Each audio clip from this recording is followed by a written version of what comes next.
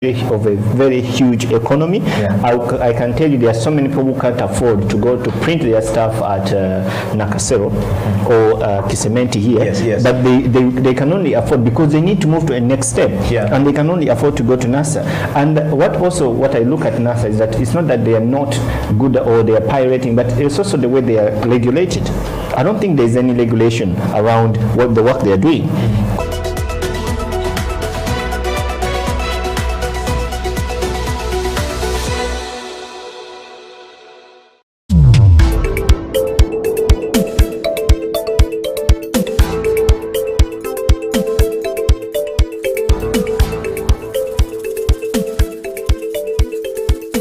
Welcome to This Week. Our speaker is Reem Kassim from Alexandria, Egypt. Hi, my name is Reem Kassim, and I'm a cultural manager and producer and cultural researcher currently based in Abu Dhabi. I'm also the founder of Agora for Arts and Culture. And Agora is a cultural institution based in Alexandria, Egypt, that works on community involvement through education, production, dissemination of arts and culture. I'm also one of 3 co-founders for the virtual platform Basita.live. And Basita is a virtual theater or a virtual venue, and as well an income-generating platform for the creative and cultural sectors worldwide that has been created during the past year of the pandemic. During the recent years, most of the people in the creative industries were discussing to generate income through the virtual platforms. And of course, the virtual platforms, they come with their own challenges like copyright, security, online security, etc. So during this period, we thought, the co-founders of Basita.live, that creating a platform that is safe and secured, that also helps the artists and the institutions worldwide to share their online content in a secured way, while also being able to charge their audiences a fee/a ticket, would be very helpful during this critical time.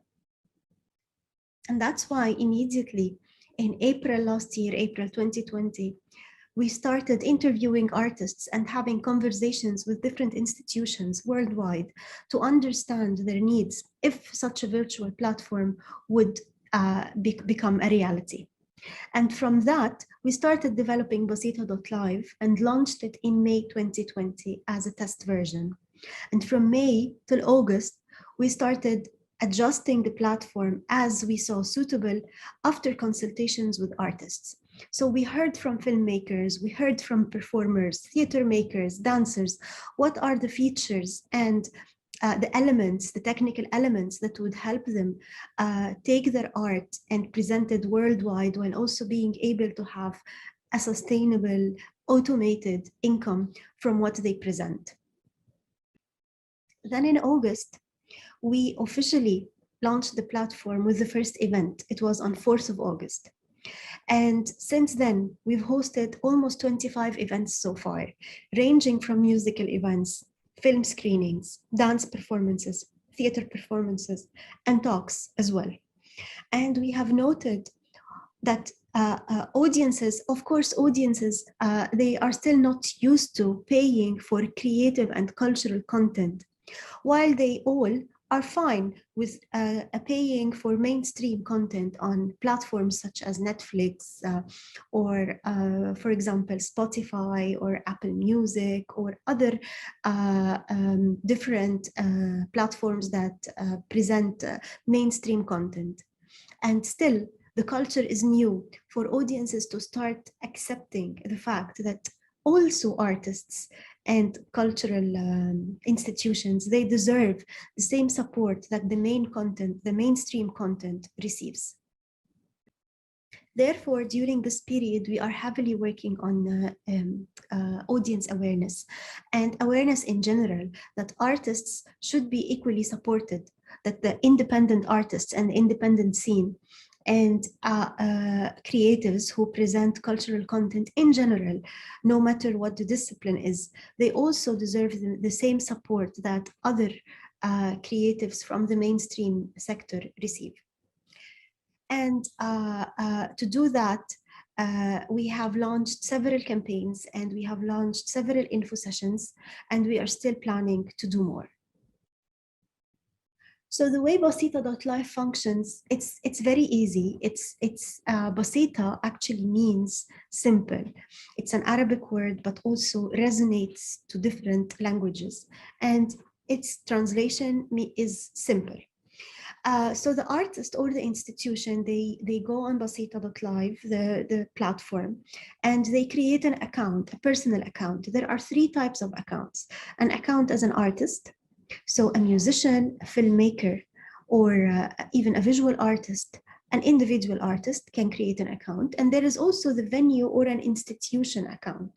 So if it's a cultural center, if it's a band or a festival, or any type of institution or a venue can create another account. We also have a 3rd type of account for audiences. So also audiences create accounts. And creating an account is very simple and straightforward. They just fill in some information, a quick synopsis, bio, a photo, a profile photo, and social media links, and that's it. Once the artist or the institution, they create their account on Basita.live, then they gain access. They have a username and password from which they can log into the platform and start creating their events. And creating an event on Basita.life is also very simple.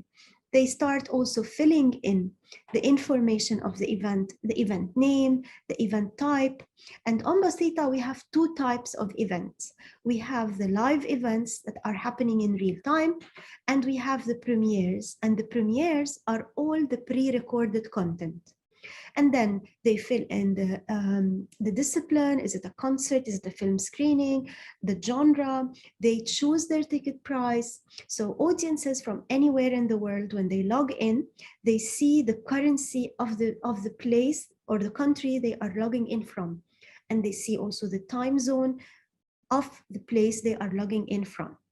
And then the artist also adds the synopsis about the performance, the photo. And then if it's a premiere, then they have to upload the content, if it's a film or a filmed concert.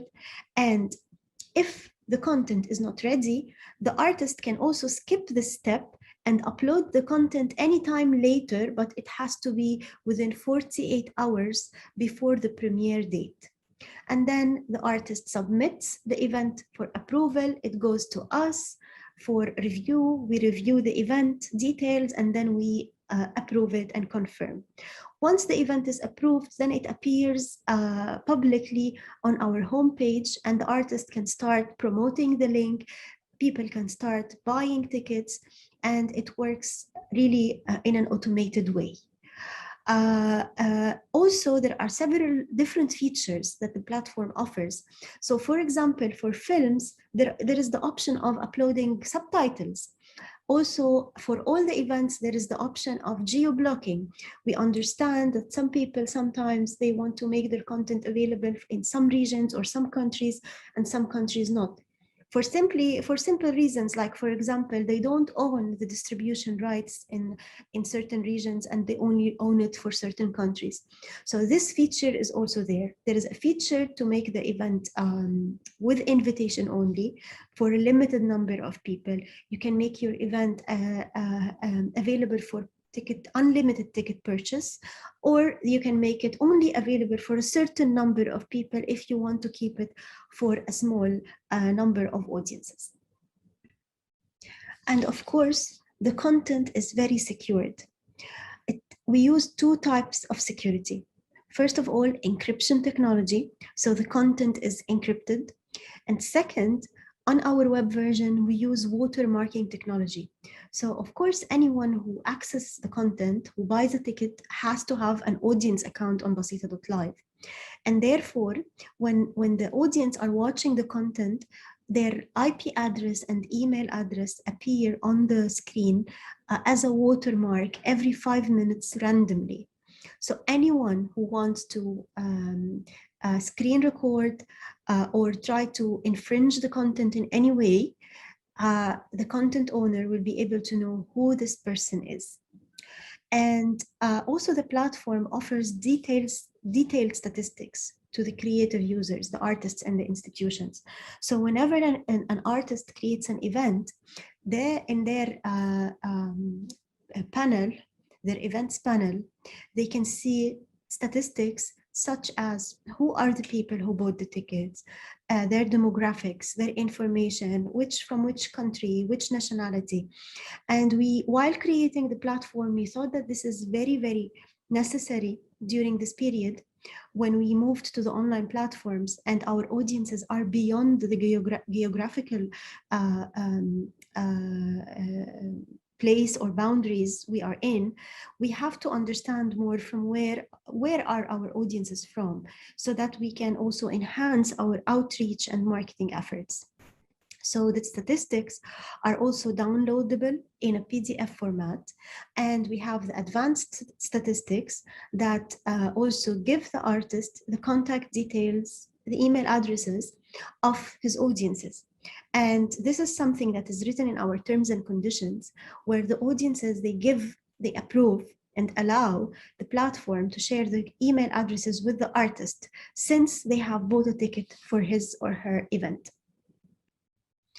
Our observations so far, after hosting nearly 25 events during the past 9 months, are that we've seen that audiences, they have the tendency to pay for the online content. And this is when the audiences are from the loyal followers or the fans of the artist. People who don't know the artist are less likely to commit to paying for a ticketed online event. But also we noticed that theater, dance, and film are selling more than music. But we haven't hosted a lot of musical events so far. We haven't hosted new performances so far, new musical performances so far.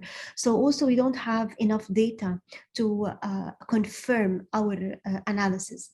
However, from our initial findings, we thought that because music is widely more available online and there are so many music platforms such as Spotify and Anghami and other, that's why audiences have lots of alternatives.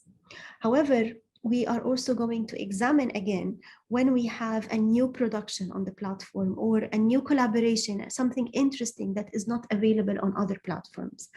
But for film and theater and dance, we've noted that people are more interested to pay for such a content, especially people, for example, we hosted lots of events from Egypt. So lots of Egyptians living abroad, they were very keen to watch those independent films or theater performances from their country because they are unable to access this content physically in Egypt. We have noted also that the platform through the platform, artists and institutions reached new target groups. And these new target groups tend to be more on the two broad spectrums of age. So a younger technology generation felt were more interested to interact with cultural content online than physical. Also, senior citizens found it more convenient to interact with cultural content online. And of course, the global aspect, people who are not physically in the same location. So, and that's what we have in our plan for Basita.life after the pandemic and beyond this critical time. When people are back to theaters and institutions are operating normally, we think that the virtual option still will remain as an option, as an interesting and crucial option as well for some target groups who are not able to be there in person or physically. So we see the platform offering a big opportunity for artists from all over the world and from the region as well. The platform is currently in English and Arabic, and we are planning to add more languages in the future. And we would like to encourage more artists to register on the platform. It's free. artists do not pay a subscription fee or a registration fee, and the platform only deducts 25% of total ticket revenue when the artist creates an event and sells ticket. And the platform also includes the events in its newsletter and takes the risk with the artist, if the artist sells tickets or doesn't sell enough tickets, the platform only deducts the 25% that is actually the fees of the payment gateway and the streaming service and the servers, etc. So the platform for now is offering lots of opportunities to artists, and that's why we would like to encourage more and more artists to register and create events. Even they can share their old content, their archived content, if they have old performances that have been archived and they want to test how it functions, they can do that. The platform also has an app. And this is because through our statistics, we've seen that more than 95% of the people logging in on our platform, they log in from their mobile phones. So we created an iOS and Android app for an enhanced visitor and audience experience.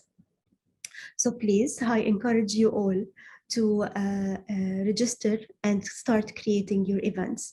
It's automated, easy, simple, straightforward, and it's free. And if you have any inquiries, please feel free to email me or email our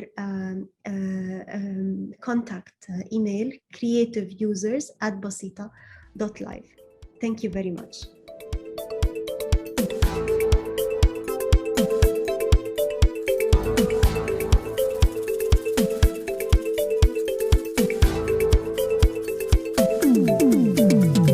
Welcome, ladies and gentlemen, to Doa Doa 2021, the virtual docu-series.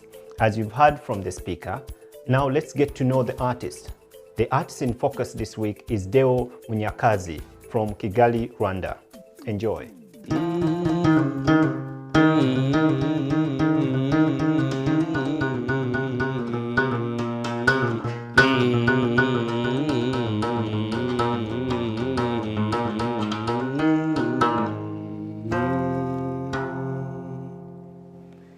Hi everybody, my name is Deo Munyakazi, traditional artist, singer and songwriter. Welcome to Doa Doa Virtual Festival. Well, Munyakazi is a Rwandan traditional artist, musician, singer and songwriter, based in Kigali, Rwanda. He plays inanga, is Rwandan traditional musical instrument, which is made of strings and wood with a pentatonic tune. That's my sound.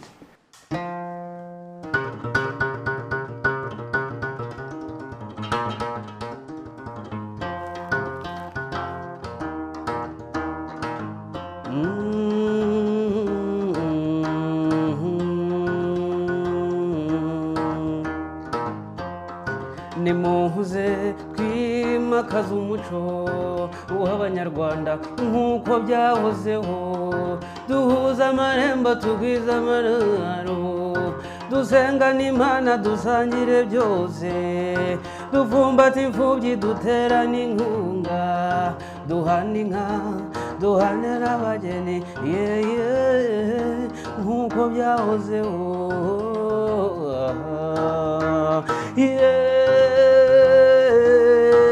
Isoko dusangiye n'umuco w'abavuka Rwanda, n'umuco w'abavuka Rwanda.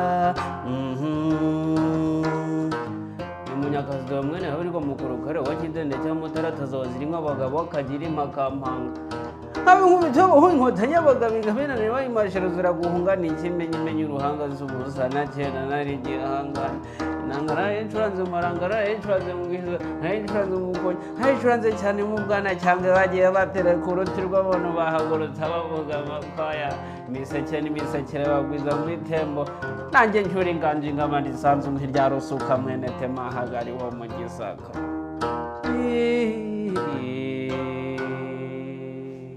And that right there, it's sound of Kigali, Rwanda. Welcome to Doa Doa 2021. Well, my musical journey has been a blessing so far, because I got a time to introduce my music, my Inanga sound to the universe. I did collaboration with different artists, worldwide artists. I've been traveling in music festivals, workshops, and many different projects. So, and I've released my album, which is named Isoko Dusangiye. So far, I'm still working, so I'm feeling grateful for my instrument.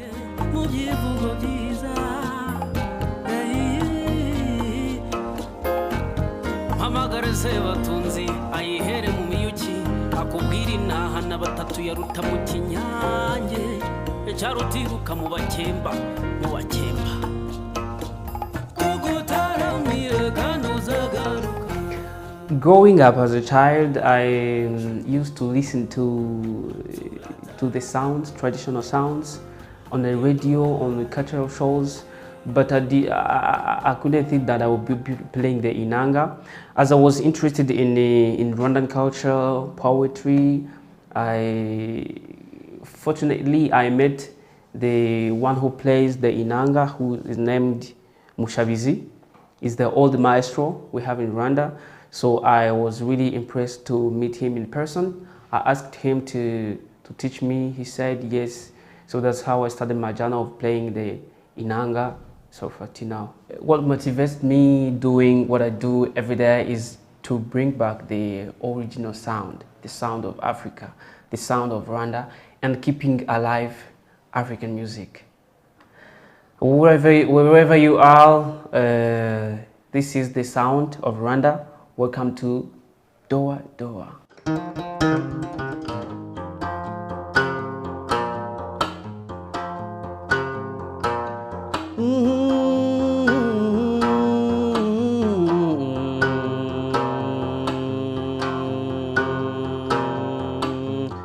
Winongo jano mutaruta inyambo ahamata vuni mitozo nazanye nazivumera ebesabo begana injishi ibyanze ku ruhembe dore abana bibisage bitetera batamba namararo bahu namararo bako mwiriwe kandi muraho iye ngwino tugutembereze ngwino tugutembereze ngwino tugutembereze iwacu mu Rwanda ngwino tugutembereze ngwino tugutembereze ngwino tugutembereze iwacu mu Rwanda.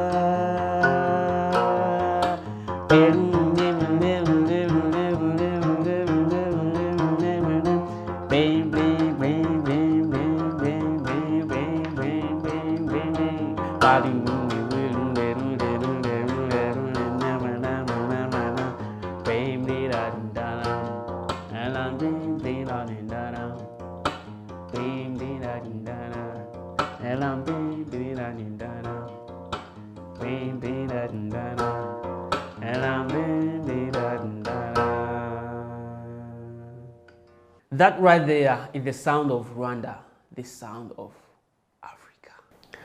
My spiritual belief is God, and I love to link the religion and humanity. I think it's Doa Doa family. This is what I say, that praising the Lord it works also with a traditional sound.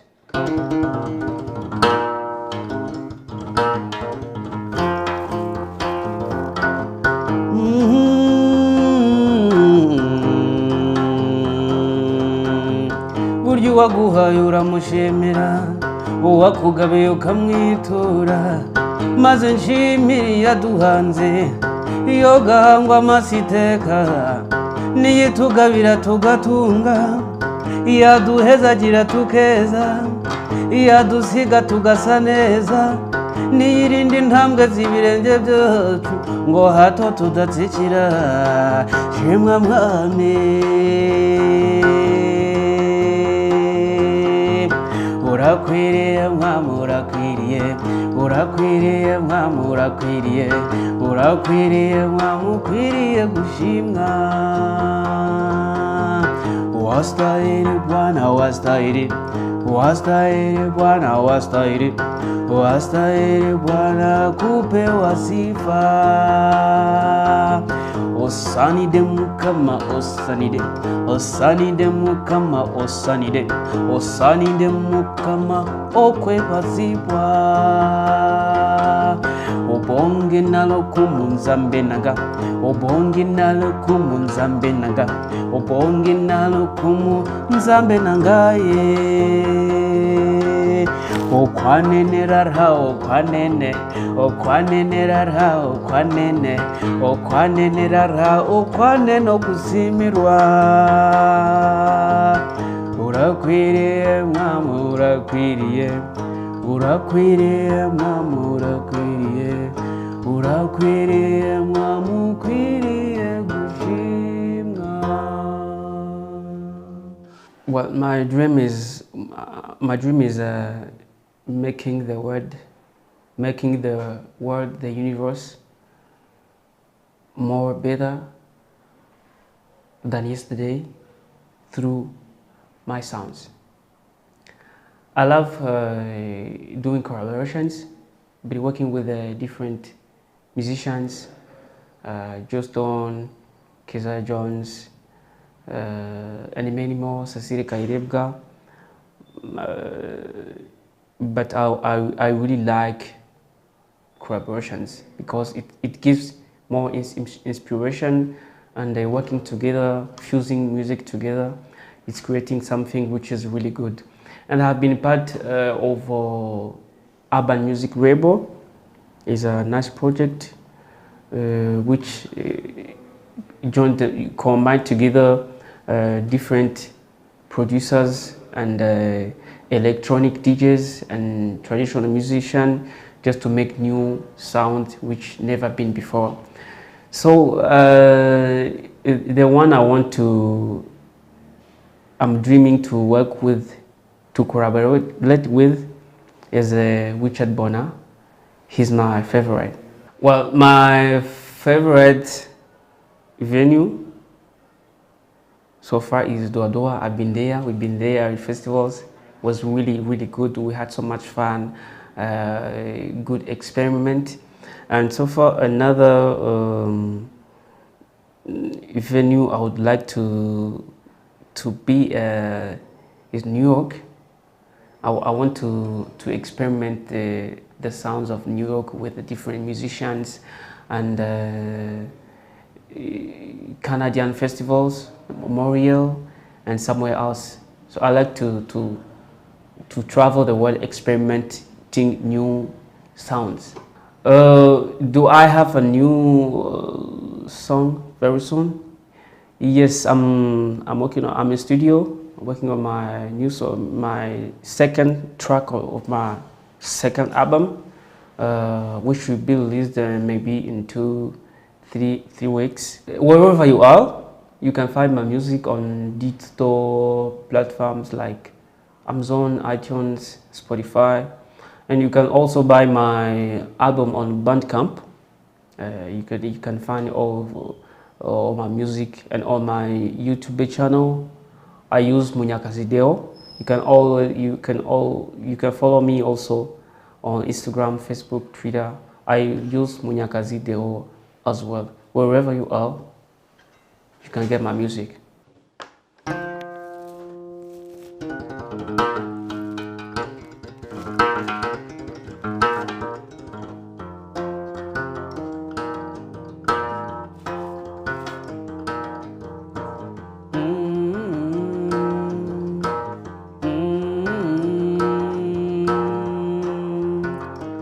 Bega kwisiwe nunzije tujyane nzanye inanga yanjye tuzenguruka Afurika tugendagende iyi si tubabwira amahoro turerebe urukundo iraba indamukanyo maze banyikirize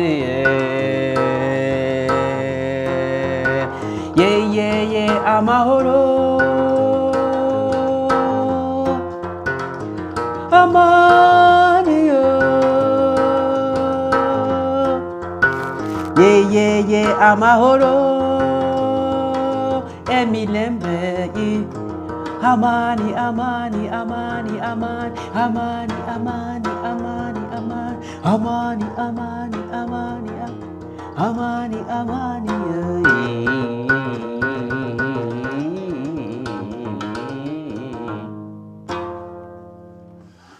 Here is my next song to you, The Sounds of Rwanda.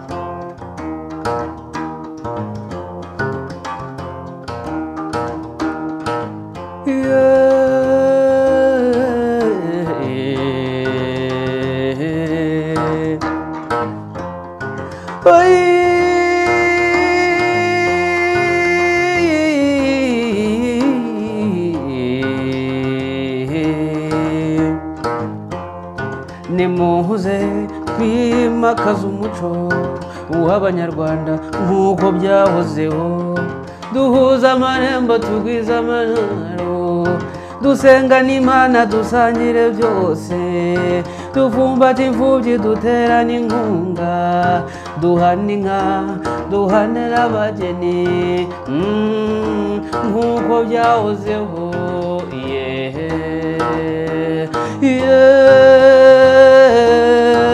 isoko dusangiye ni umuco w'abavuka Rwanda ni umuco w'abavuka Rwanda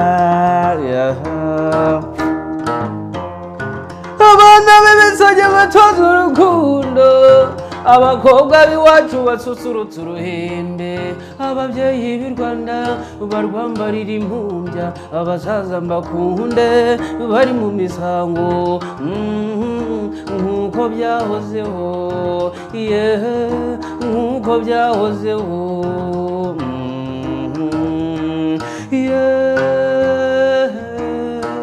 isoko dusangiye ni umuco w'abavuka Rwanda ni umuco w'abavuka Rwanda ni umuco w'abavuka Rwanda. I wrote this song Isoko Dusangiye just to remind people to be back to the roots, to the basics, to the essence as it was before, and bring back the culture.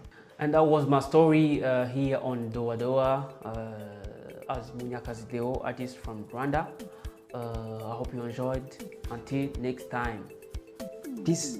Thank you so much for joining this week's show, Doa Doa 2021. I hope you had some fun and got some inspiration. If you have any comment, please don't forget to subscribe to our YouTube channel and leave your comment, or our Facebook page, Twitter or Instagram. We'll definitely get back to you. We are very grateful, and until next week, I remain your host, Faizo Kiwewa from Bayimba and the Doa Doa team. Keep it Doa Doa 2021.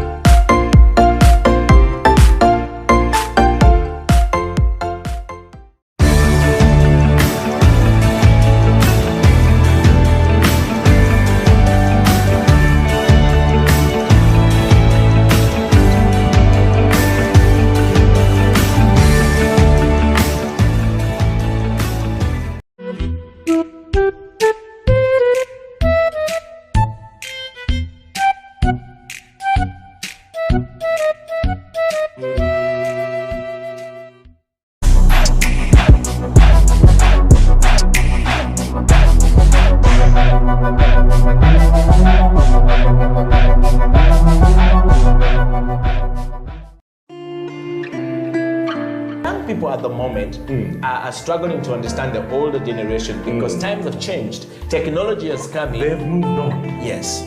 We're the ones sitting back and wondering, what is my child on to? TikTok has surpassed WhatsApp.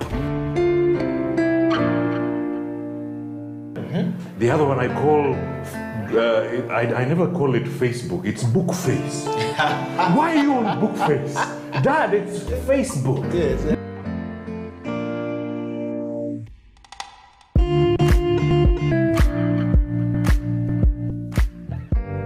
Me, I keep saying, I have a foot amongst the millennials. Yeah. And I understand the traditionalists. Okay. There's a song in the 60s, by the way, and in the 90s, 70s, where they're like, parents don't understand. Yes. Remember Prince? Yes. Prince.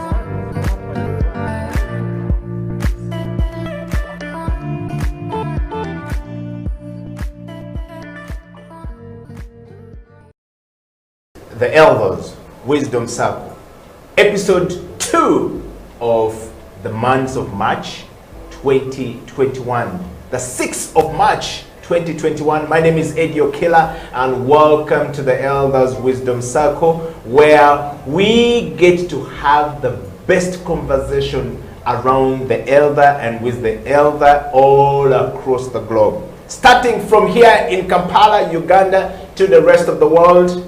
If you are Ugandan, you must be interested in this conversation. If you're an African, you must be interested in this conversation. Even if you're European or American or Asian, you must be interested in this conversation because it cuts across. We must always sit with our elders and we must always learn from the elders. The Chinese are doing quite an amazing job in trying to groom the young.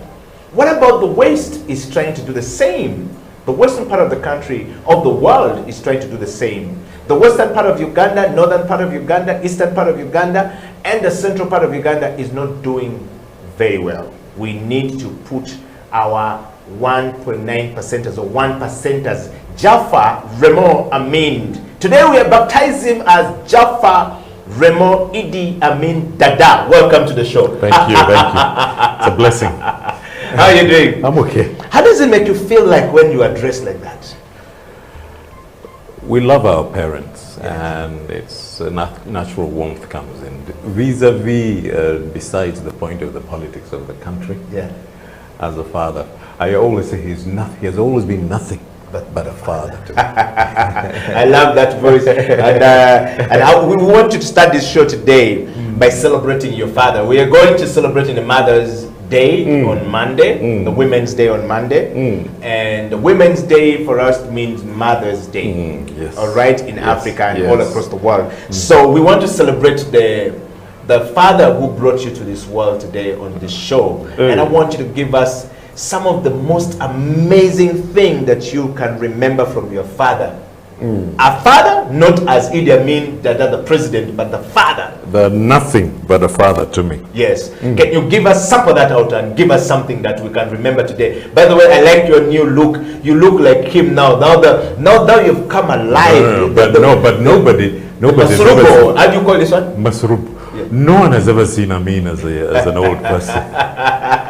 Jaffa at 54 today is older than you ever saw him because he was 51 when he was booted out. Yes.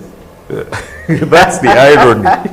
So that's why, so that you are the typical embodiment of Amin. What he could have been. What he could have been at your age. So, let's sample this out. We're going to sample this out, and for many of you who don't know, Idi Amin Dada is the former president of the Republic of Uganda. I think it is known, or rather he is known for many things. And many of those things they talked about, we don't know the truth, some of us.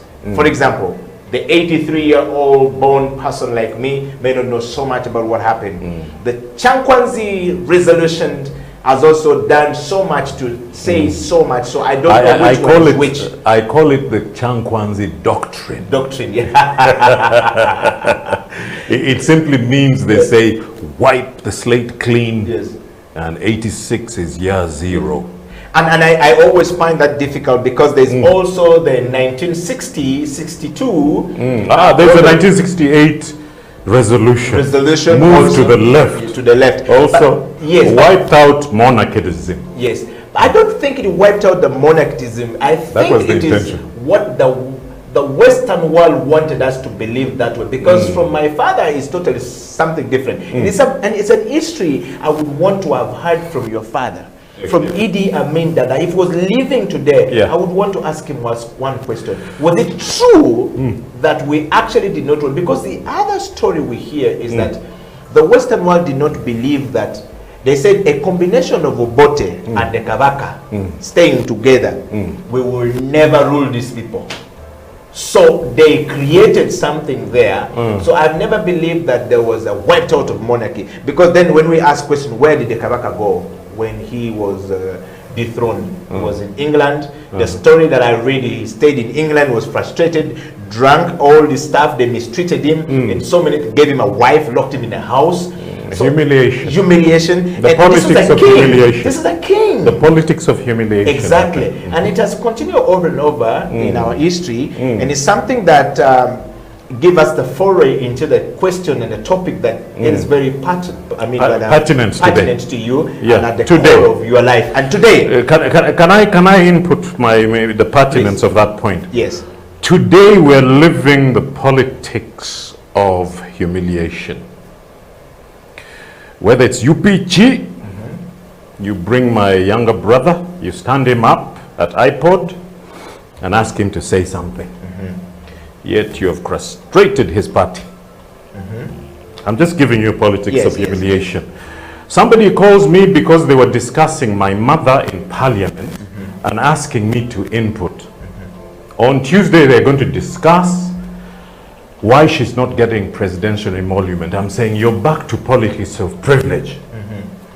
Yes. You see, politics of humiliation, politics of privilege, and our mistaken notion of privileges that we believe are self-deserving. If you push that Jaffa is supposed to get this,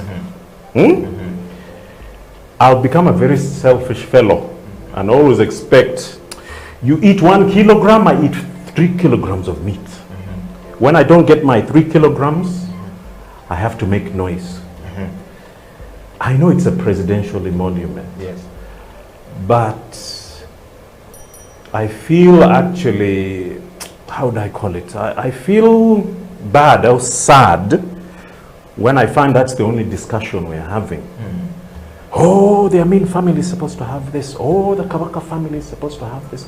Oh, the Obote family is deserving of this. Is supposed to have this, yes.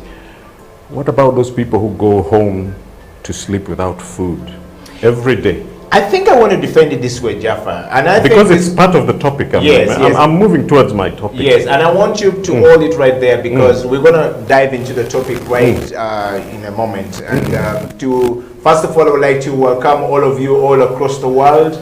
We are live from Kampala, Uganda, the Pearl of Africa, to the rest of the continent and to the rest of the other 5 continents that you know, I think 5 or 7. We are live there. We're live on Facebook at House of Talent Uganda /HTV, and you will find us there. And we are live on our YouTube studio right there. Please, for those of you who are asking for the link, it is simple. Go to House of Talent Uganda, subscribe, be a part of this family, simply growing bigger and better every single day. And if you're on Twitter, for those of us who are corporates and want to be on Twitter, the Elders Wisdom Circle is on Twitter, streaming live at HTV1 Uganda. All right, so I want to welcome all the people and from comments. Yes, and welcoming comments. Yes, and your comments, by the way, we want to hear your comments. Kisses and disses are good for our growth. Yes, and just want to say this to you,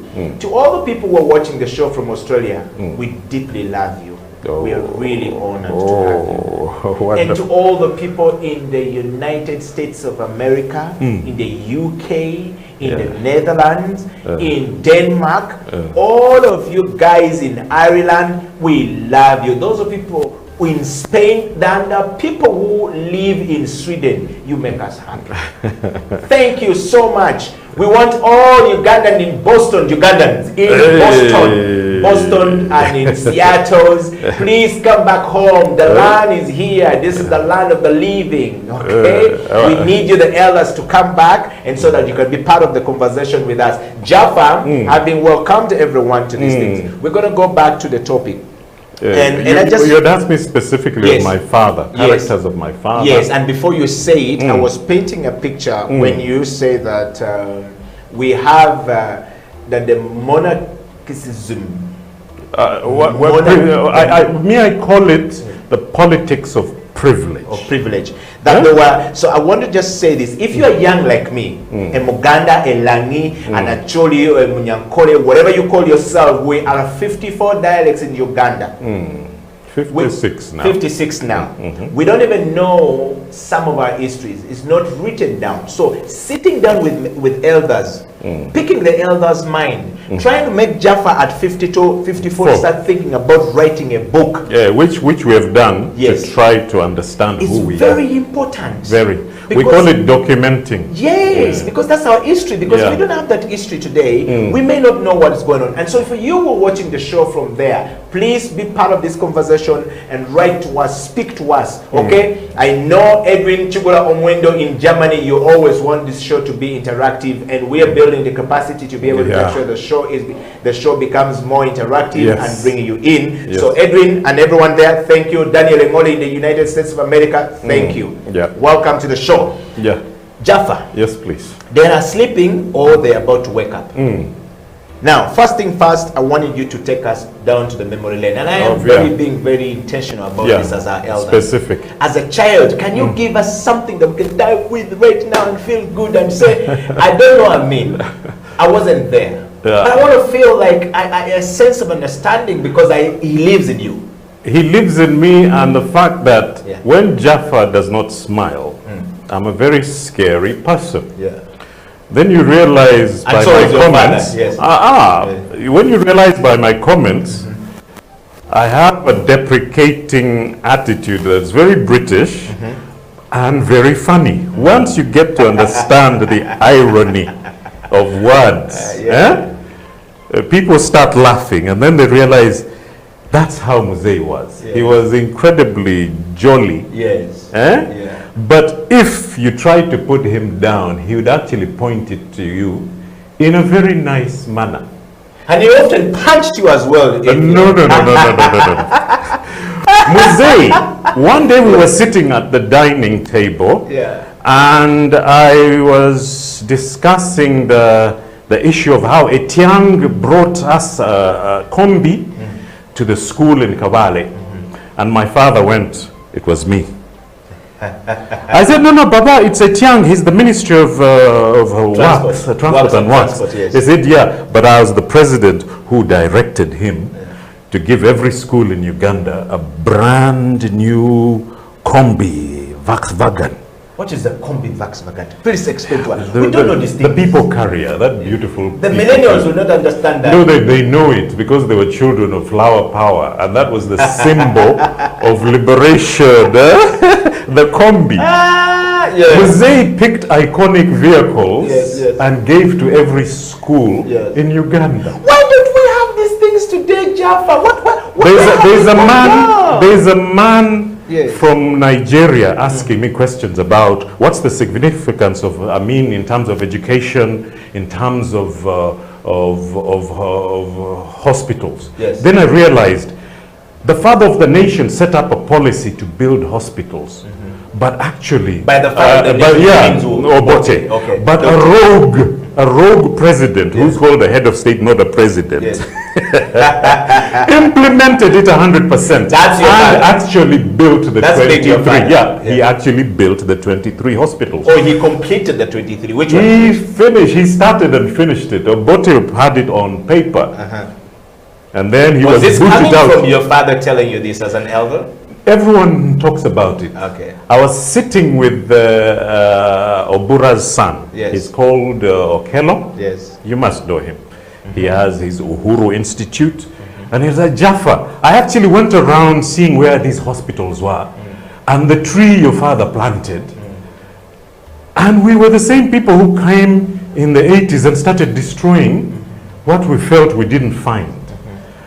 But if you go and explain to them, no, that is Muzee, Pachu implemented, wrote this down, found the money for it, and an implementer just happened to be my father. Yes. And these amazing things were built during his time. But each and every person today who's my age and above had free education and health. That's what we hear, and I never had the free education, but I got the envelope on Uganda government service. All I'm simply saying... First, wait, on Uganda government service. That envelope, whenever we get that envelope in school with pens. In 94, something yes. strange happened. Yes. We moved towards private sector. Yeah. And everyone frowned on the public education and health. Yeah. Somebody's charging you 8 million shillings for delivery. Something that costs absolutely nothing apart from you bringing your pail and stuff for delivery. Yeah. Huh? In the private sector, we're paying 8 million. Huh? Those are the differences. Yes, I think the private sector existing is okay because it is the population, perfect. the population was perfect. growing and is going. It is perfect. Yes. But coming to our subject today, where is our patriotism? But first, wait, you haven't yet given me the other thing. First, wait, before we've given the preamble to the topic, Jaffa, but there's something I'm missing from you, which I need to get. You brought something very important, Jaffa. You've talked about Pacho, Dr. Milton the father of the nation. Father of the nation, giving that. You've talked about, we talk about the Kabaka of Buganda and the foray of the two coming together and building the nation then. Yes. But for me, it wasn't really building. It was everybody saying whatever the British had taken, what is my share? A mistaken sense of what you deserve. But aren't you like... By the way, it feeds on the problem that this country is going through. All right, we don't know that, but we want to get that from. But I want to feed from saying, the story where they say that there's a text when I read, and I stand to be corrected, when the gentleman says that we realized that if we allow the combination of Obote and the Kabaka to stay together, Uganda will become ungovernable for us. Therefore, we must devise the means of divide and rule. And so we caused that, making it look like it was Obote who was a problem, using Amin was a problem. But when you actually hear Amin's quote at some point in one of the address, he says something, he says, the British promised me money. They never gave me the 10 million pounds they said they're going to give me. Even I found the market for my coffee. I'm going to sell my coffee to the Americans and you keep your money there. I don't want your money. He was actually going against what is a disease today, the donor culture. We are a donor-driven nation. And yet for us, we think it's being advanced. And there is something he said there also that, brought me into the understanding of, he said that, you see, many of my children are from Baganda women, I love them. that came directly from Obote. When he got married to Mama Maria, he practically told the rest of the cabinet that go and marry amongst these people. It is the way of bringing that synthesis. Can you see that wisdom? That synthesis. I call it a synthesis. Synthesis, yes. I am a synthesis of Uganda. Please explain to me the primary school kid who doesn't I have the stubbornnness of a Musoga and the arrogance of a Kakwa. That is the synthesis of Jaffa. All my Musoga friends will love the stubbornness. His nephew and the nephew of yours is being... But from us, from this royal corner, we always say we have Alamoji. And you say it with an arrogance. Now, that's the problem where the politics of privilege comes in. Yes. Where I actually say, no, I'm not a Musoga. Look, they put the hands here. No. I'm a Muramoji. Yes. We are royals.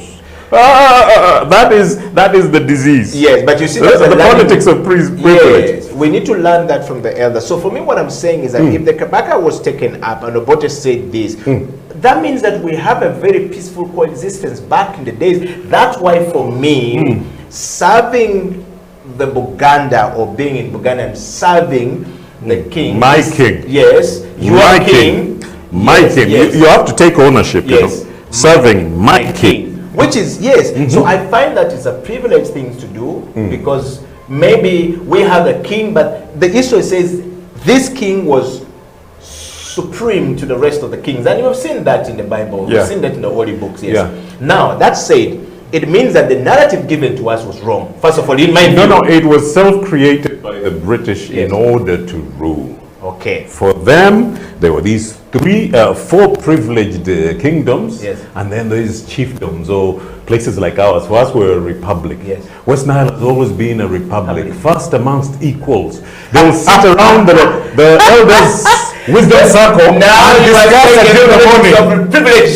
You have started the but I'm explaining the it. era has started, yes. First amongst equals. Yes. When you have republican society like West Nile, yes. they sit around that fire until the morning. The decision comes around 5 in the morning.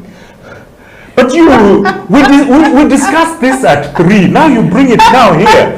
Okay, let it pass. Stephen Adrapi, this brother of yours and everyone from Arua and West Nile, this Republicans. is a very proud man. But Jaffa, coming back to the show, I think wisdom number 1, you have stated it. Yeah. Let those who have the ear to hear it, hear it. Let's move away from the politics of privilege. Yes. But have people being able to sit around a round table, Yeah. what iPod is supposed to be. Yes. Yes. Not the privileged, but the ones who would make a decision that moves us forward. Yeah. I think they're sitting today, they're having their sumbusas. You see, the thing about that, which you're going to get into it, the iPod situation, is that where are the young people in this thing? Where are we in this thing? They're caucuses. I don't feel we need to have not- caucuses. My Yes. most important one is the mothers. Yes. The important day is coming. Yes. To an African, you talk about a woman, he undermines. But just discuss mother. The way Jaffa's heart softens. Mama, mama, you have to say it the way we do. Mama. Using particular words and having a women's forum. Yeah. Yeah. Or the original Mothers Union. Yeah. They're very powerful. Yeah. And they've always been. Finca, organizations that drive economies. Yeah. Finca is massive. Yeah. It has brought a reality to microfinance. Yeah. Better than any other. All women see it as theirs. Okay. And then the youth, Now, who feel ostracized. yeah, because I From don't decision feel, I don't, making. from the decision and from the discussion being given, I don't see anybody who is like me in my life, in my time, part of this discussion. That's not good for us to go forward. But I want to give credit because we've given credit to the father of the nation, Dr. Milton Obote. We've given credit to the king, and we don't want to give credit to the current president, Yoweri Kaguta Museveni. But we've forgotten mine, the rogue who's my mosaic. Oh, yes. He implemented. He is already there. What I mean is he implemented whatever Pachu decided. Yes. In the interest of continuity. Correct. We have destroyed that patriotism. Yes. In the interest of We have continuity. kept one of them. One of them that Privilege. yes, which I think people need to discuss it. Perhaps this is where the elders come in. And Jaffa, I want you to be very honest about this Yes, conversation please. because I want to learn something from it. Yeah. It is said that when there was divide and rule going on in the continent called Uganda, there was a country called Uganda. Yes, you know we can transition to be a continent. Of course. Yes. Because we think ethnically. Thank you. And so they say that when there was that war and the division from 1962, my friend Albert Opio, Albert Opio Drywood Safari, thank you very much for always saying that. It says from 1962, that is our beginning. always had a coup d'etat. Every 4 years there was a coup d'etat. Yeah. So our sense of identity as a country, as a people, Has never has materialized. never been materialized At all. It has never stuck into our mind Yeah. that we are people. Until the 1980, around there was always a man called Yoweri Kaguta Museveni in the mix. He was a young man. Mr. Byanyima described him otherwise in his book, in saying that the first time I saw him, when my daughter brought him, yes, was 16 or 9 years old. 16 years old. He said he was a very manipulative brain, and I asked my daughter, what devil have you brought home? Ambitious. The word was ambitious. Yes, but when he said that, but I've understood from my reading and understanding that there was a mistake that Obote was not able to see. Amin tried it. I understand that the foray into Amin becoming the president, he landed by mistake because he was being investigated. No. That is the wrong notion that people put about Idi Amin. Yes. Idi Amin was earmarked in 1964 by the Israelites. Yes. As soon as they took him for training, they asked for his people. Yes. At the same time, he was training the Anyanyas in South Sudan. He learned about the issue of preparing yourself to take control. They used to call him the helmsman, the reliable helmsman. Yes. Haggai El Amin. Haggai. I'm talking Jewish, the Jews would understand that. But now, they always had 4 people on the list. Yes. People always forget my uncle, Onama Felix. Yes. He was the most important stalwart on the move to the left for the UPC party. Yes. Then we had this Muhima fellow. Chris Rokasisi? No. The other one, the one who was supposed to have invented the Ibingira. Yes. Grace Ibingira and Kakonge were pro-American. Yes. And then Onama and Butele were strongly moved to the. How did you know this? Because when I was changing, you were you keep forgetting that Onama and Amin all ended up in exile. And when they sit and they start to talk with Onama, it's always like this.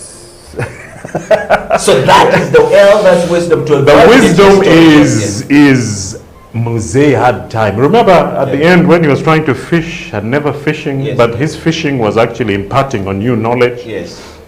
So I had my ears got burnt from listening. Okay. And that's a good thing for as a young man. Rarely, people rarely do that. And today people are like, rubbish. We don't need to hear these silverback stories. So you see that we have learned that along the way, the one credit we must give to President Yoweri Museveni, because we were told that whereas Mzee Mwalimu Nyerere wanted to take the up against Obote, the Obote, Obote said the Ugandan army is very strong, just a matter of time, it's going to be. But anyway, the war was fought. But there was this one man who saw where the mistake was. And in the return of Obote, it is said that one time Obote appointed Smith Oponachak to be the army chief. But remember, Smith was a mean soldier. Yes. He didn't leave the country. Yes, he didn't leave. He died here, I'm told. I'm saying throughout 71 to 79, he was an officer, a serving officer. So he appointed him as the army chief of staff because the army was divided. And we're trying to look for, where is the issue of 4 years coup d'etat. So, but there was a one man looking into this thing, what I call the wisdom, what I call the witness of change. And that's why I believe that a witness of change that God placed over in Kaguta Museveni as a young man to see the mistakes that the British left. You know, every time you're planning something so deep, the Western world left something there. There was always somebody locally here God has planted. So Yoweri Kaguta Museveni saw it. That in order for us to remain together as a country, we need peace. And that's the peace we need to have today. So when he came into power, he built the nationalism in the army. We could no longer, we can quarrel among each other here, but if a common enemy comes, we shoot together. The word should be unity. Yes, nationalism is what's happening now. It's unity, yes. When you say nationalism, then you get a lot of Biarohangas getting serious. We call them cobras.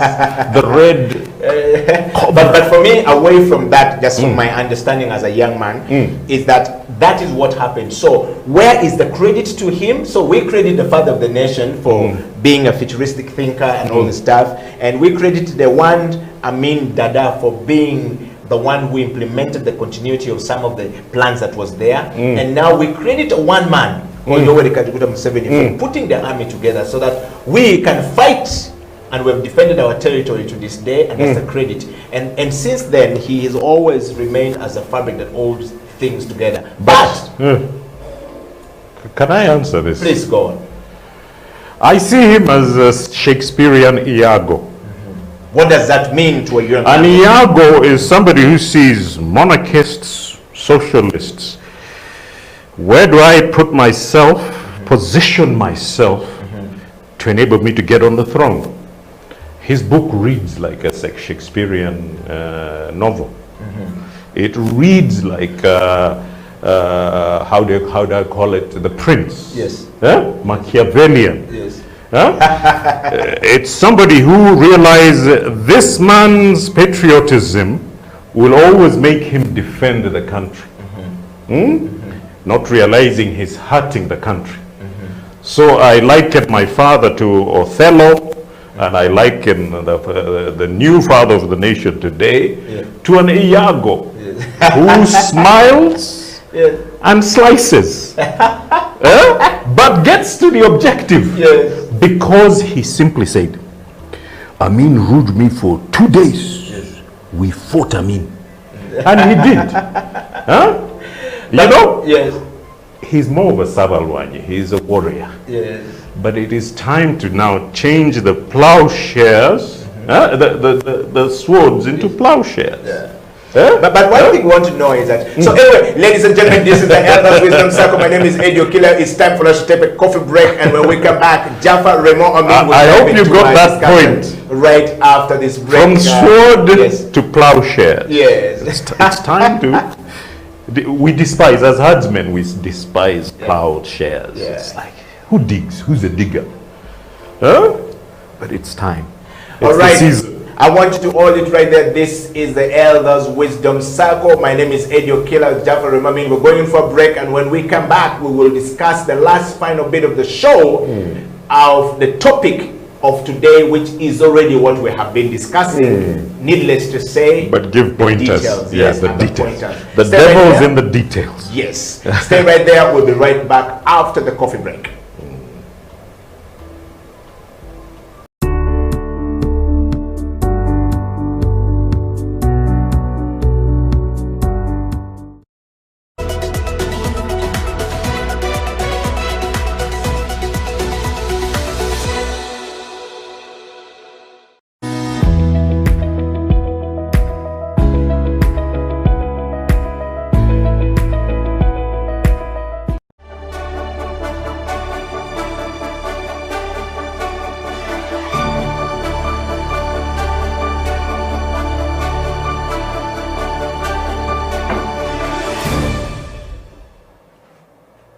Welcome to the Creative Industry Talk. My name is Eddie Okila on this 6th day of April 2021, when we get to discuss the investments into the creative industry in Uganda and of course all across Africa and across the world. But first, we would like to say thank you for coming out of the holidays. As far as the Easter is concerned, if you've enjoyed, well and good, and we want to observe a moment of silence of the significant person in our religious settings, Archbishop Cyprian Lwanga, who passed on Good Friday. The jokes around is that when you die on Friday, you should resurrect like Jesus after 3 days, but of course it's not possible. So moment of silence right there to all our creative people who in that space. And of course, I'd like to take the opportunity to welcome you to the program. On the studio, or rather on the program today and in the studio, is the one and only Faizo Chiwewa, who is the founder and the CEO of Bayimba International Festival, or Bayimba Foundation, as is well known to you. Welcome to the show, Faizo. Thanks, Eddie. How are you doing? Good, good. You had a concert over the weekend at the island. How did it go? It went very well. That's why I'm still sleepy. Yeah, not sleepy. I'm just recovering. Yes. Recovering from the fun. Okay. But it was good. We had a good number of performances with a small group of fans of those artists. Yeah. So it wasn't a big concert. Just 50 people enjoying the wild nature, doing some trekking, bird watching, have a lot of monkeys, and then nice evening of acoustic music. Wow. So it was wow. really nice, yeah. I surely missed that. You slotted that in without, giving us a full view. I was here. I mean, it wasn't, yeah, things. Of course, it's important to keep the SOPs, yes, and also not to make people excited, because the more you tell people, the more everyone wants to get out, everyone wants to have fun. So we just try to keep it slow, keep it within a certain group of people. So, and you're not one of those people. Sorry. I thought we are buddies. Business partners. Business partners. Not buddies yet. Yes. We'll see. Yeah. All right, but welcome to the show, and to all of you guys joining us. We're live on Twitter, on Facebook, and on YouTube. And today we have a long way to go, short time to get there. Faiz and I are going to be talking about investments into our creative industry. This is a topic that you need to share with as many people out there as possible. Please make sure you share this far and wide to your friends, your cousins, your sisters, your brothers who are actually in the creative industry. If you're a student of the creative arts, this is very important for you. And if you are an investor into the creative art industry, this is very important for you. And of course, it's important for all of us who are in the communication and the creative communication, and of course advertising, because without the investment to this part of the society, we are going nowhere. We pass on communication whenever there is a disease or a pandemic, endemic like what we're in right now. We use artists, we use creative art to pass on, but we tend to forget the investment to this sector or in this industry, until when something come and hits us hard is when we remember, oh, Faisal, can you please organize for me Baiba and the artists within under that to sing about this or talk about this. And we need to be able to organize ourselves in such a manner that we have these people ready to always take care of this. And Faisal, I would like you to give us a preamble. Why do you think we need investment in this industry or in this sector? Yeah, I think the most important thing is that we all know what the creative industry is. We just tend to ignore it, as a people, and also those who are responsible. And it's not only one person or one sector or one segment of a population that is responsible for the creative arts. I think the responsibility is for everyone. So why do we need to invest? When we all wake up, everyone who is watching, or everyone who is making a phone call, everyone who is on a border, whether you're in a taxi driving, listening to music, you watched Netflix last night, or you went out on Easter, even if going to church using a microphone, or those are all products of the creative industry. Correct. All those things have been created, thought by people, invented if they were not there, creatively developed to become useful and more important for people. So they have been part of our life. They are part of our day-to-day lives. We wear clothes, we listen to music. So we are consuming the creative content every day. But when it comes to thinking about, when the question comes, or when the topic comes up, like, oh, how much are we investing in the creative arts? And everyone starts looking on the other side, not really paying attention to the process that goes through when someone is creating a content. It's like, the usual saying of like milking a cow without feeding the cow.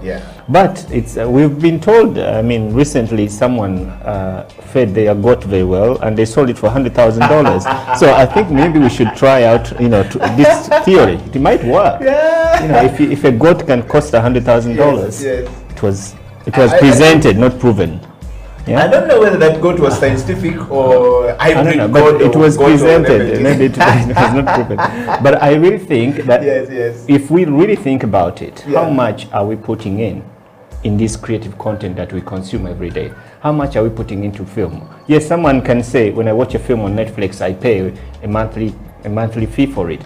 But how much are you putting into your own local content? How much are you supportive? How much are you contributing? So this is where we really need to think, and we have to be we have to also take advantage of situations. Like for them, I was listening to a presenter talking about Albert Einstein when he was teaching, and the assistant asked him, why are you asking the same question to the students of this year, which is the same as you asked the other year? And he was like, because the answers are different. And I'm like, but it's the same question. I'm like, yeah, which means that the way you got somewhere this year is not the way you're going to get somewhere the other year. So it's different. So answers are always different. Approaches are always different. So when someone says, I buy music or I watch a concert, that's not the only way for the industry to grow. There are so many other aspects that we need to do. And we have to take advantage of the digital age, the need for film, the need for music, the need for our situation we've been through, where we've consumed more creative content than ever before during this pandemic, as we've been all locked down. So we are getting out there. We need to think and see how better can we invest into this area. How many people have been employed? When I look around here, just here, how many people are able to employ because of doing what we are doing right now? Right now, there are so many people working around us that you only see the two of us, but there are so many people working around us that are to bring all this together. So just put that into, if we have 10 or 15 in every city of this kind, then how many young people are you going to be employing? So the investment is not even a question why. It is a must. We have to. Okay. Faisal, that's really a very good perspective to that. I want to just go on to give you an offshore question. Do you think that governments all across the world, that notwithstanding the government in Uganda or government in Africa, do understand the art industry like it is understood in America, in Europe, and in Asia? That this is a big sector that is bringing money, therefore we must invest in this sector? I think they do understand, and I wouldn't be fair to sit here and say our government doesn't understand the power of the creative industry, because they also live it. They know when they go to their political campaigns, they call upon all those local artists to work with them. They go to the NASA Road to make posters. They go to people in the printing to make t-shirts and capes and ballets and whatever. So they know, maybe they don't know that these are creative products at the end of the day, but I think they know the value, they know the consumption, they know the investment, they know the workforce that is behind it. I think what is really challenging is the question of priorities. I don't really think that our government and it's not only their responsibility. Government, we are part of the government. It's also our responsibility as a people to understand and contribute to the process of the government understanding. The government is not expected to do anything, and that's where also sometimes they go wrong, where they realize that, oh, we need to support young people, and they say, okay, we're going to give you money to run this project. That's not what the young people need. Because it's always about giving money. But are these people ready to receive this money that we are giving? And is it possible? Is it okay for us to give money to individuals? Or it's okay to give money to a pool? They have rent to pay, bills and stuff like that. So what can you do with 12 million? Seriously. I think it's important that we have to look at it from a global perspective, from a whole sector perspective, from a whole industry perspective, and assess and analyze where are our priorities? Where do we need to invest? Do we need to give people cash so that they go back home and spend it? Or do we need to put up structures, systemic structures that are going to be able to really do the mid-term and the long-term investment that we need? So that's where I think they should. Okay, I just want to take you through to one or two things about our discussion today. And if we are talking about investment into our industry, quite often government, like you've said, understood or rather understands the importance of, creative art industry. But you're saying maybe they know, but they don't know how important it is to us, or the information has not been passed out very well. Is that a question of the artist or the creative mind not being able to go all out to give as much information as possible, so that the people who are in position of leadership can actually think of putting serious budget into development of the creative art industry? I think the conversation, most of the time we tend to to spend more time discussing what the government should and not do when it comes to these kind of investments. I think it's not the responsibility of the government alone.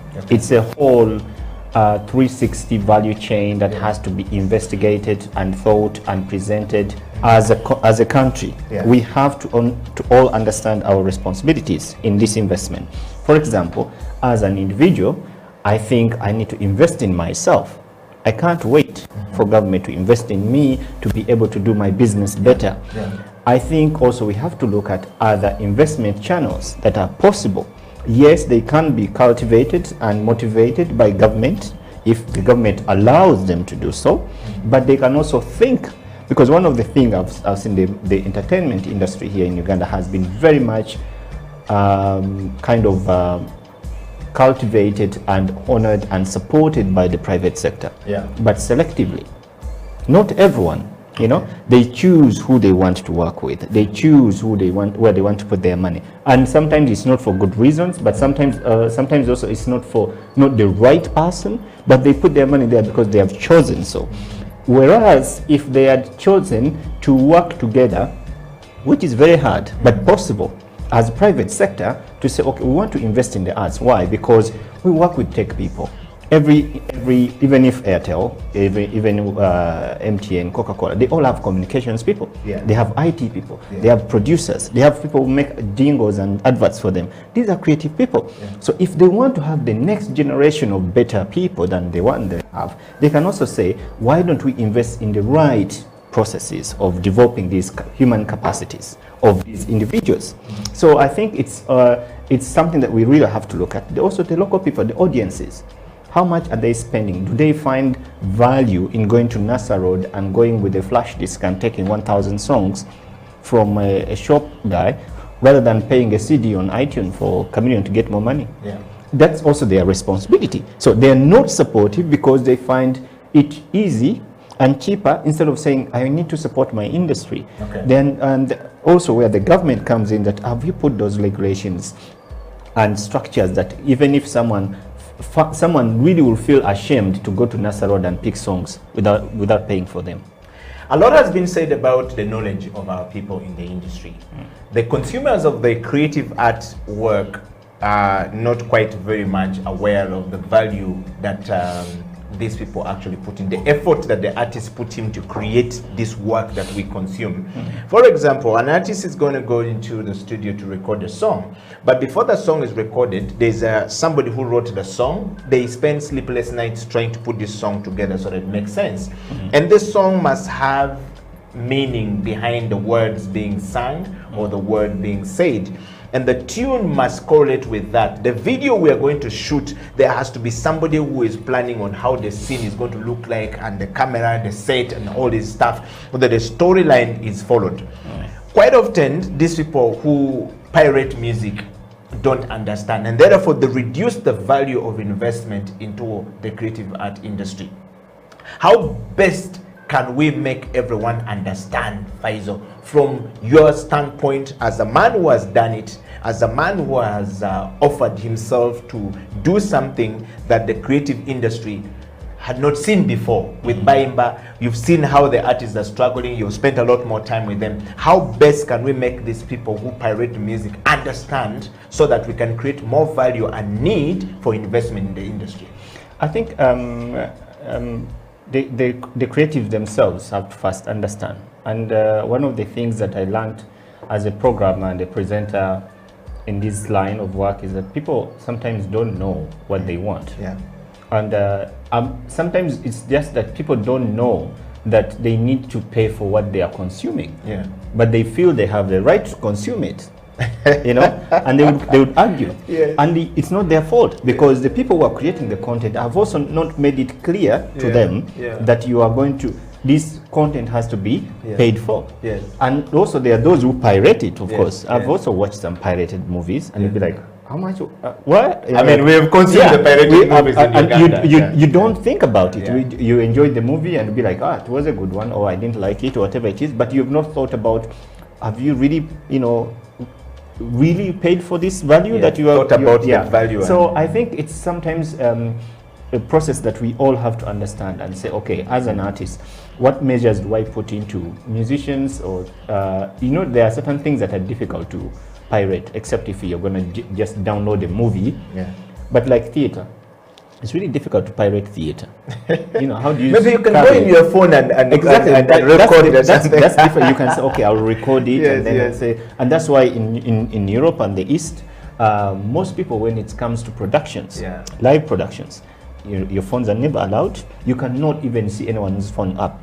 But here you find someone is watching, they record the whole show, and then they go back and upload it on their YouTube channels and stuff like that. That is not right. You can, just as a human, and also with respect of the artist. Yeah. Of course, on the other hand, there are those who want to promote their work. Yeah. Like record as much as you can, make it viral. This is what I hear these days. I'm not on social media, but when I see people, I'm not going to start this conversation before I see 5,000 people, and I'm like watching live, and I'm like, what is he talking about?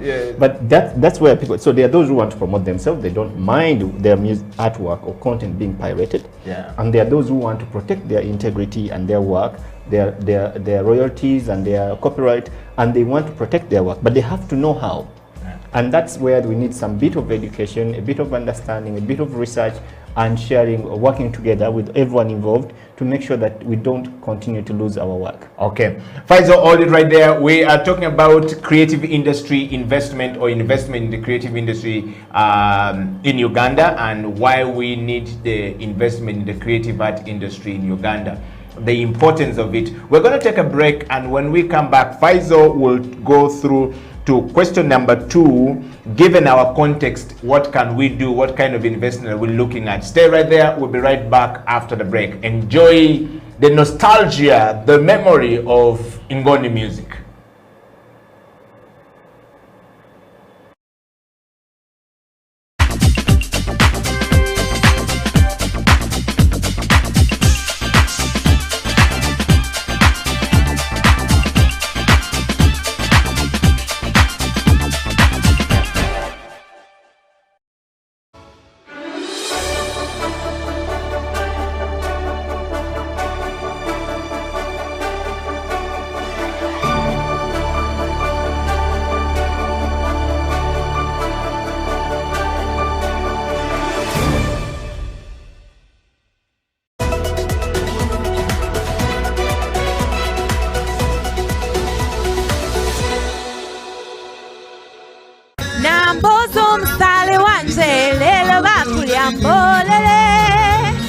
Hi, my name is Chila. This is Red Rat from Bodeman. So this is your boy Salvador, the only Westerner from West 9. Susan Caronan. Donna Michelle coming all the way from Canada. Road Freddy Sabata. Kaskazozi, and here at the Baimba.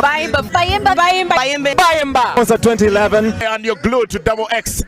Double XL. Double XL. XXL. XXL. XXL. XXL. Season 2. Era Wendy, atenchali wonyo. Booyah!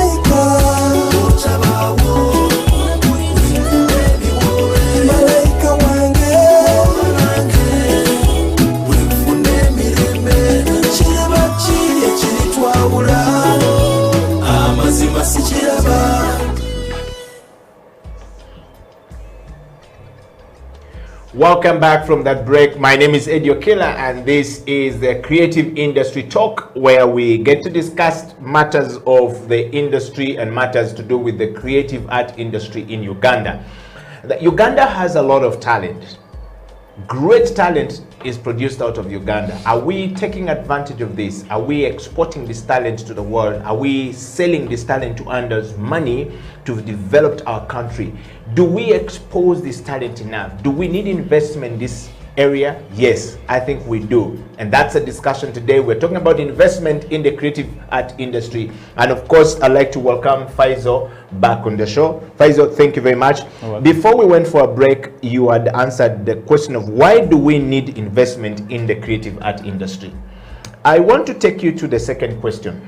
And the second question would be, given our context, like you have already painted, and which areas of investments are or should we, prioritize as a country, that if you speak to those who are in authority, would make more sense to them, now that you've given the reason why they should invest. And then also, which areas of development can private sector players come in to play? And are there any areas? Take, for example, the Ngoni song, which has just been played. They invested a lot of money into developing music. And just before we went for a break, you were telling us how we are very fond of copying music from artists, not thinking very much about how much the time an artist has spent or the group of people behind that artist has spent to put money. And all of these people have to earn. Ngoni is a typical case. They were playing very great music, good music, great investment, and they were not being appreciated. They just went out and they found themselves stuck in a lot of financial burden because we're not appreciating. Now, as you talk through this question number 2, what lessons can we learn from these artists who have gone out, and how can we help better the new generation coming? Yeah, I think, okay, when we talk about, given our context, of course, every country is different. We look at ourselves, how much do we contribute globally to the, as a country or as an industry towards the global economy. But also, I think we have also to look at how much we contribute locally within our own national socio-economic, change. And when you look at that, then you can start understanding which areas are doing well, where do we need to put more investment, where do we need to add more effort, where do we need to regulate more or relax a bit. Because, the way, for me, I think the way things work, there's nothing, stagnant, even if it comes to policy or regulation or investment or whatever. Correct. You really have to keep going back and forth. Every 5 years or 3 years, you really evaluate, review, and then think of a different approach. That's how you get more, interesting things. I like to work towards something more challenging than just doing the same thing that I do every day. So I think this is also where we need to look at where we are as Ugandans and as a creative industry in Uganda. I'm not going to go into the numbers, how much Uganda contributes to the national GDP given to the creative economy reports, but I'm also looking at the simple things, like what do we do on a daily basis? And look at how much do we contribute to the day-to-day operations of every area. At my office, how many people are working there? Here, how many people are working here? Those are all jobs. And then when you look at, but those people, do they come to this industry to serve it with the best knowledge possible? Do they come with do they just come with passion?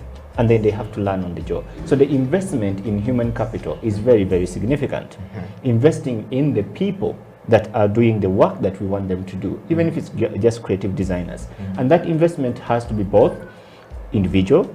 As I said earlier, as a person, you really have to invest in yourself. And it might be difficult to say, okay, I want to learn how to make film like they do it in Hollywood, and there's no school for music. Of course, that's also another issue. That's where we get into the second area, where we need to do deeper investments as a sector, as government and other institutional private sector, as we talked about the private public partnerships, and see where can we add more training facilities to educate new entrepreneurs show them how to market their work. I mean, talking about the Ngoni case, I mean, it's not only that the music failed to cut through, or not maybe cutting through, the business did not succeed because of all these financial burdens, but maybe there were also other factors that played. Surrounding it that did not allow it maybe to there was not a yes. good marketing team. You find some other businesses thriving. And of course, they might have had to pull some strings, but at least they knew, they found their way. You know, we are in a country where things don't go just black and white. You really have to navigate, to be smart, to be resilient, to be strong, to be thoughtful, and creative enough to manage to survive in this economy. Yeah. So for me, I think first we need to invest in human capital at an individual level, and then at a general, national, local level. Government, private initiatives have to think around creative training places. How do we develop the capacities of young people that are into the creative business? And I think the second thing is also the regulatory frameworks. You know, when it comes to policies, when it comes to the environment that people are working in, it's not conducive. And I'm talking about the context in Uganda. The environment is not conducive. You find that, yes, we've been in lockdown and we all respect and want to keep everyone safe. But you cannot keep one industry locked and then you open the other. Actually, on that note, I saw Moses Serugo posting a very sad picture of him at the National Theatre, saying after months of not being in the creative art industry, I come to National Theatre and it's gloom and doom. I missed what we used to do here. And it was a bit sad that some sector, like you've said, are still closed and others still open. Is it a question of not knowing the value of all of them? I don't think it's so. I think it's planning. I mean, it's also for me one of my frustration. I don't normally get frustrated. Yes.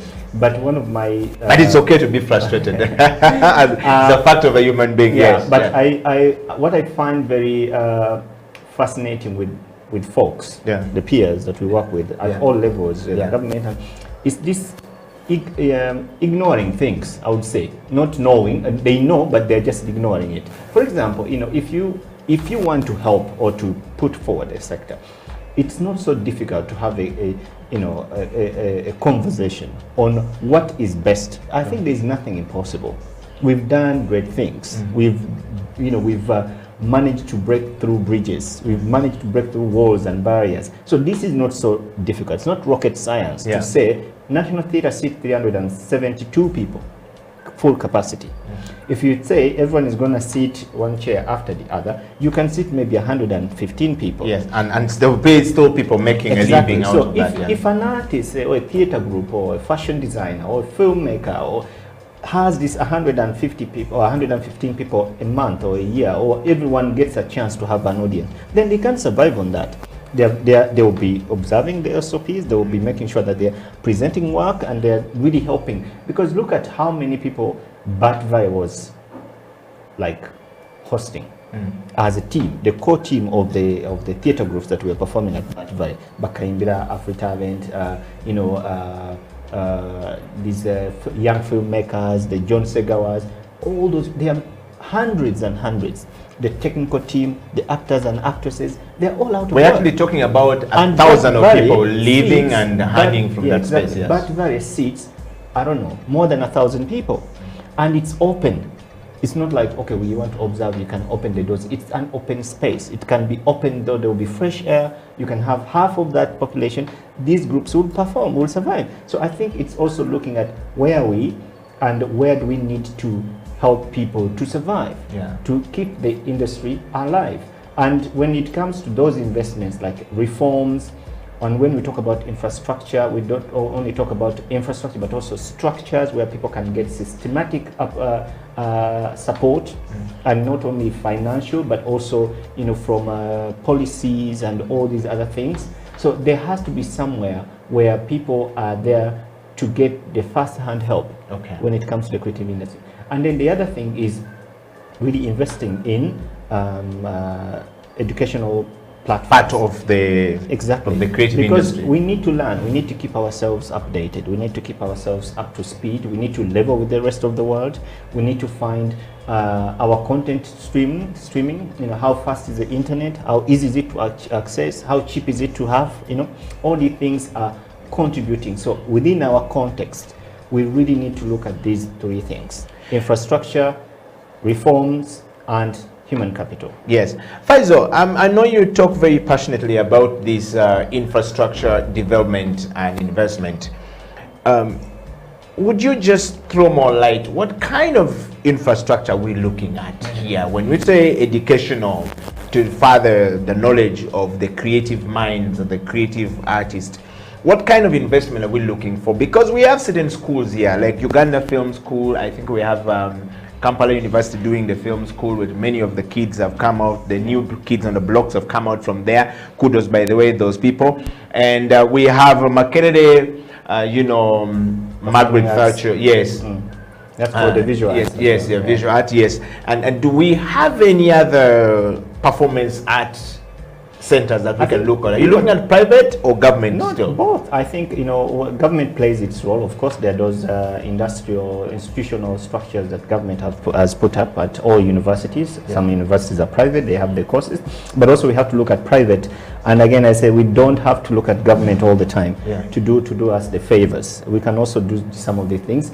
The market is there. We have almost 80% of the young population, you know, and they're getting more. They might get to 90s till by the time we are out of COVID, you know, because the old people will be decreasing. Sorry, I mean, it's happening. Yeah. But where are all these people going to learn the skills? And we've seen that Africa is becoming the next big deal when it comes to the global economy. Yeah. When the young people in Africa, by 2050, we are going to be more than 500 million or 5 billion or whatever on the continent. Yeah. All these people will need to consume content. They will need to be fed. They will need to have entertainment and clothing. And I mean, when we talk about creative, we aren't only talking about music and film, but also fashion, visual arts, you know, paintings. We're talking about, you know, software development. We're talking about new inventions. We're talking about, you know, systems and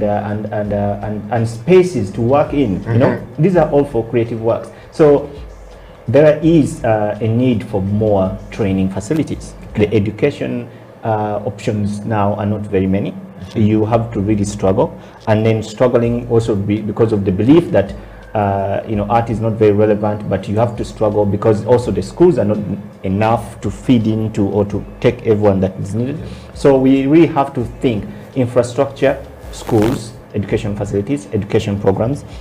The reason why Kampala Film School has been successful the past 4 years because it had a good management team, and we'll try to shift around the teaching of the young people and put programs that were helping the young filmmakers, students who are there, to learn new skills, not only just holding a camera.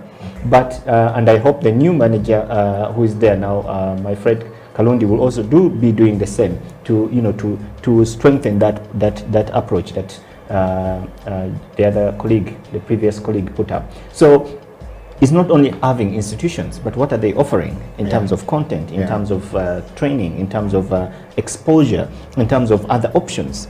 And when you talk about creative processes, someone will tell you, oh, film, they only show you how to switch on and off the camera. They show you how to balance the color, and but then they don't give you the whole, you know, process of you know, writing and access and all information and how do you make money, how do you, so there is a so whole, basically the holistic business approach to this whole thing to be successful. It has to be part of the learning, or at least offered somewhere next to it. You know, so I think it's not only just building, having names or having walls, but also what is shared and presented and given or taught within those walls is also very, very important. And that comes back to who is making the investment, who is interested, how is it regulated, how is it possible, where can one go, how can they learn, how can they be motivated? Because there's also that issue of people being motivated. Why should I start an art school when everyone thinks art is not good? Interestingly, Faizo, just before we go for our third break, of course our time is running fast. Interestingly, we'll have to come back after the break and talk about this whole notion of that the art is not very lucrative as a business, but the whole of the world, the universe, depend on art. I mean, you go to the buildings we live in, is actually art. I mean, the medical that we use for illustration is art. If you look at all of this, really art is a very big industry. It's part of our life, is essential. I think it's just been a question of less is understood about the art industry and the creative industry. Because if you look at all these spheres and all the spheres of life, art is at the core of it. And it fits in the house we live in, the car we drive, the clothes we wear, the schools we go to, the design of the courses we have to, whether it's science, it's art behind it. Yes, so we are talking about investment in the creative art industry with Faisal Chiwewa, the founder and the CEO of Bayimba Foundation. And of course, we would like to know what your comments are. Send your kisses and disses to Faisal. Faisal is here to answer a couple of your questions if you have any. And this discussion is very key to all of us. We're taking a break for a coffee break, and when we come back, Faisal will be answering the question number 3 as we close the show, which is who is responsible for whatever investment that we're talking about in the art industry, and how can you as a private player actually be part of this investment. But also, is art really understood all across the globe, that the art or the creative mind controls many things that we are happy about in life? Stay right there, we'll be right back after the break. This is the Creative Industry Talk.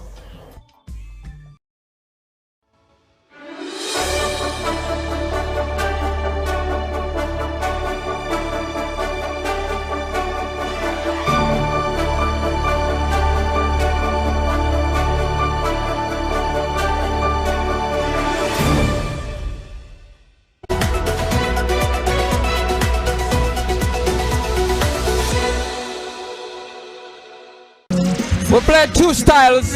We play reggae vibes, and we also have our own music style, which we call foot jazz. It's a mixture of African rhythm and jazz. Don't speak in English because I just won't understand the same. Speak in my language so that I understand it. I went to school and I learned everything in English. It was so difficult for me to understand, wasn't my language. Oh, mama told me my son better go to school for a better future. So what's your experience in the 2011 Bayimba concert? Wow, frankly, I have to say this is one of the best events that as a Malawian band has joined and has also participated. We have international festivals, yes, but this one is one of the best in this year, 2011. It's a fantastic festival because this time around it's got more artists of different genres, and also like for example having Sebata here after I've just played like blues and funk and that kind of thing, and there's hip hop, there's a whole hip hop stage this time around, and mixed wild music, you know, it's a whole mixing pot, and also with the other arts that are going on, you know, the stories around. And to all you ladies out there, Neon Gorgeous, listen.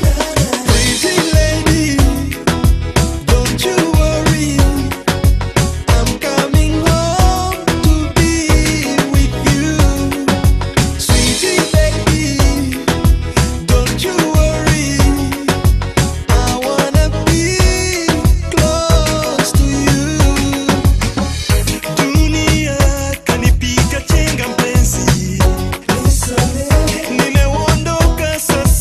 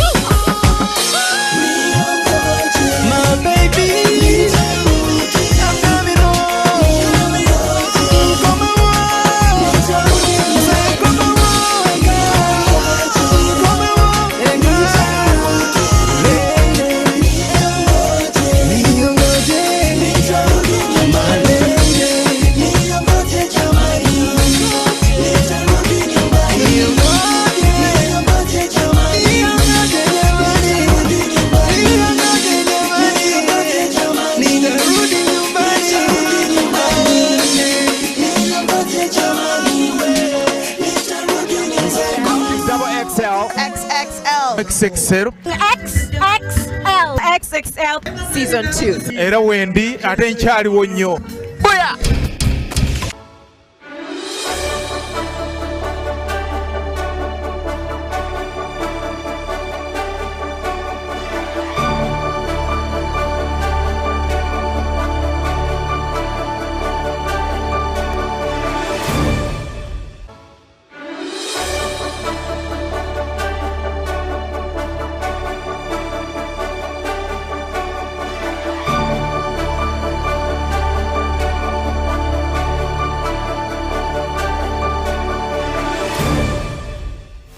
Why do we need investment in the creative art industry? If you've been following the conversation, Faisal talked about it, that everything rises and falls on art and creativity. If we don't have creativity, our economy cannot, because we can't sell, because we can't package, and that we cannot also come up with good products if our creative industry is weak, because products that are not packaged cannot be sold anywhere in the world, because people will not have a lot more information. So communication for that product is very key, and that's reason number one why we need to invest into our creative art industry. And we've talked about, given our context, which areas of investment and who should invest and when and how. Fights have tackled that as well.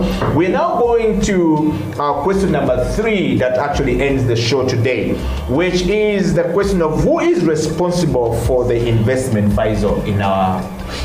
Yeah. When we're talking about investment, who do you think should be responsible for the investment? I think we are all responsible. Yeah. And but we have to first understand, why are we all responsible? I was talking with a friend of mine, Bjorn, this morning, and he was telling me, Africa is the New East. And that means that there's a lot of interest in this continent, the creative content. And when we look around and you see, of course, the government takes the first part because they set the pace. And they set the pace for everyone, the individuals, the practitioners, the private sector. So we need to first look at government. What priorities when it comes to the creative industry has government put in place, or thinking, or should put in place? I think the government needs to play a role here in not only just putting policies, but also making sure that they are implemented, because we have very good cultural policy, and it's still it struggles to be even understood by the people who are responsible for implementing it. So the government's responsibility is very, very clear, and that's at all levels, at all levels of national, regional, within our own East, West, South, Uganda, but also the local governments. Local governments also have to stand. We're having a conversation with Jennifer before she left office, and we were like, why isn't the Kampala Capital City Authority structure, plans and regulations involve at least a 10% or 1% or 3% inclusion of art within every building? All these big buildings that are popping up, they should have at least some public art somewhere included in the design, because that gives some new life to the city, but as well as employing a certain generation or a group of people who are doing that kind of work. So regulatories from local authorities to government is very, very important, and they should be guiding us in terms of where do we need to invest, how should we invest, whom should we invest in. So this is one. Then we have the practitioners, you and I, we who are doing this work, we are investing already. You have invested a lot in this whole setup, and we have invested a lot in as Baimba, and we need to continue investing, because the need is there, the opportunities to support more people are there, and then we have also the private sector. The private sector needs to think, as we talked earlier on, they need also to think where is going to come from the next generation of creative designers, creative entrepreneurs that are going to help their businesses survive. Because sometimes they think learning marketing at Harvard is the only thing you need to run Coca-Cola. No, you need a whole creative team, scientists, inventors, and whatever. And the new, the new creative workforce needs to be thought through. How can private private sector also support strategically, not just supporting one of those that they like, you know, and also thinking, because for me here it could also be interesting if the government had put up some sort of like a regulatory framework or an assisting structure whereby private sector could be cultivated to come up with a basket pool of funds and say, okay, Coca-Cola, give us 20 million a year, Pepsi, give us 10, MTN, give us 50. And then at the end of the year, you have 100 million that a pool is there that is going to go into supporting creative processes. So this could be something that they could think of. And then also, the last we have the audiences, being mindful. The consumers are very output of exactly. the creative arts industry. They are very, very fundamental into this whole process, whereby they also have to think how much are they contributing, how are they supportive of the content that they consume, and how are they also helping in this fight of protecting the content of the artist so that it's not pirated every day. Okay. Faizo, we have, our time is fast spent, but we have a typical example here, and I think that I'll take a moment to read you some of the questions that have come here. First of all, I'd like to appreciate people like Esther Semakola Nab, who is watching. Thank you very much, Esther, for that. And Murai Murugand, who is also watching. Thank you very much, guys. And somebody said, this is really a very interesting topic, and I think we need to have a lot more conversation about the creative art industry. You look at the way our things are packaged in Uganda. Sometimes the product is good, but the packaging of the product drives people away from that, which is what you're talking about. Faizo, let's tackle very briefly the idea of packaging. We're talking about the investment in the industry. NASA Road, for example, has invested heavily in these things. And while they're also accused of being the biggest pirators of some of the content that are produced by the creative art industry, the production of things that come from there and the branding and the packaging is quite not understood by many.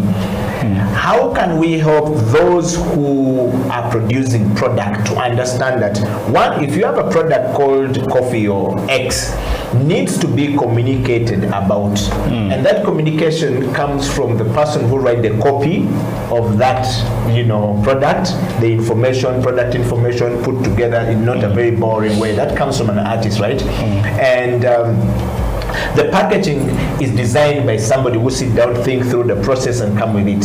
For example, this cup here that we're having on a show, by the way, I need to serve you some coffee, comes from the product of an artist. And if this cup is plain, this person, it's not going to make sense to me, but I look at this creative art industry and I'm drinking coffee. I feel creative.